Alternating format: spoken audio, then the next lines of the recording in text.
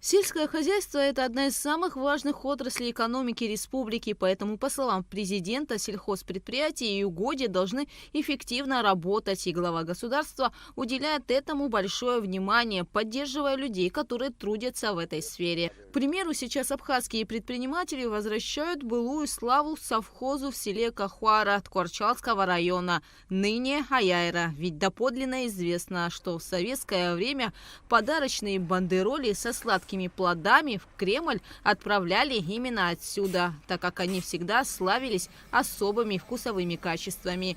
Возрождать фермерское хозяйство предпринимателям успешно удается. В канун новогодних праздников славная традиция была продолжена. Подарочные посылки с мандаринами из Абхазии отправились в Россию и Беларусь. По поручению Аслана Бжани государственный груз был сформирован и отправлен главам республик Российской Федерации и семьям погибших добровольцев Северного Кавказа. Наше государство их не забывает. В этом году наш президент в этих ящиках красивых отправляет главам республик, коллегам в России, в Белоруссию, на Северный Кавказ. Вот такие красивые ящики. Буквально вчера мы главе Республики Беларусь Александру Лукашенко отправили порядка 20 ящиков от нашего президента. Вот такие вот ящики в подарок. Совхоз Аяйра площадью 800 гектаров арендуют предприниматели Илана Джопо, София Бегвава и Астамур Чагава, которые осуществляют свою деятельность собственными средствами и при поддержке государства. Илана Джопо выращивает 22 тысячи корней голубики на территории личного фермерского хозяйства. Управляющий Манучар Чухо отметил значительный прирост урожая ягоды. Основная часть собранной голубики была экспортирована в Россию по оптовой цене от 600 до 950 рублей за килограмм. Фермеры прогнозируют более высокую урожайность в следующем сезоне.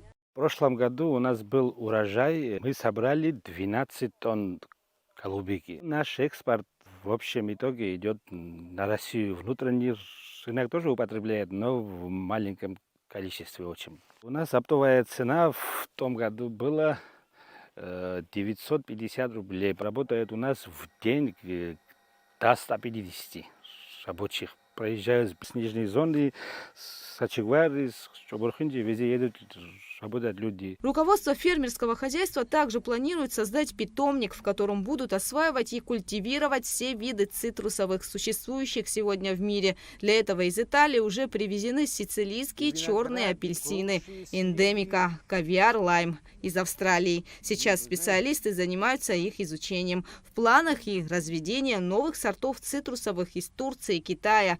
Первый урожай планируется получить уже через 2 месяца. Пошли даже вторые побеги.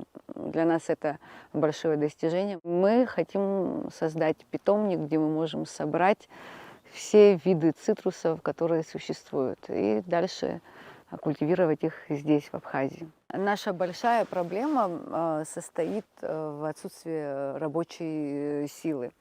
А так получается, что в этом регионе происходит отток молодежи. Мы обучаем детей, они учатся в школах, в университетах, и потом у них нет документов, они уезжают. И нам приходится привлекать рабочих из Северной Кореи, которым дороже платим, но у нас другого выхода нету.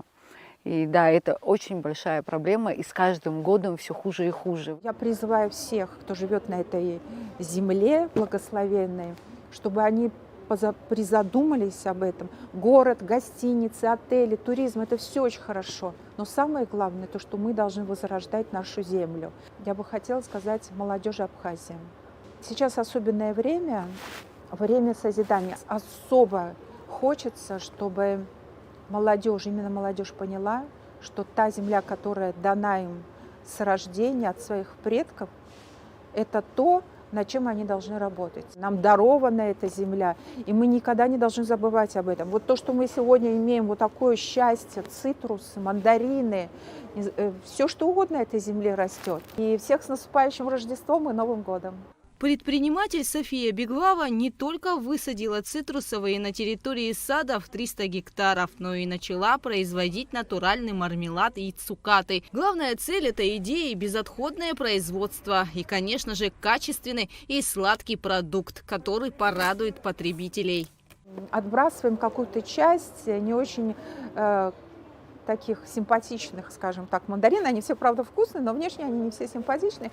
Поэтому мне было жалко их выкидывать. Непонятно, что с ними делать. И у меня родилась идея сделать мармелады и цукаты. Этот макет мною как-то оформлен и вышел в свет буквально недавно в новом виде. Я надеюсь, что он полюбится нашим согражданам. Вот, и с любовью это тоже будет приобретаться, потому что это сделано в Абхазии. В следующем году урожай будет гораздо больше, потому что сделана и обрезка глубокая, сейчас вегетация активная пошла. И вообще через год обычно мандарины то больше, то меньше. Но вот надеемся на следующий год, что он будет активный. Все мандарины, которые мы собрали, в основном это все уходит на Москву. Предприниматели планируют восстанавливать инфраструктуру совхоза Аяйра с целью развития в этой местности агротуризма. София Беглава, я Астамур Чагава, мы все местные, которые родились, выросли здесь. Мы являемся ныне арендаторами этих районов. Здесь был лес, парк был заросший. В этом году мы почистили. Эти здания, они прекрасные, это сталинские здания, хотим их восстановить. Если у нас получится, мы очень хотим здесь сделать агротуризм. Каждый из нас делает из своих собственных средств. Это не так легко. Ну, соответственно, государство тоже помогает. Предприниматели делают все для того, чтобы вернуть былую славу совхозу. По их словам, благодаря глубокой обрезке и прочим предпринятым мерам, в следующем году ожидается богатый урожай. Гугут Савардания, Абхазское телевидение.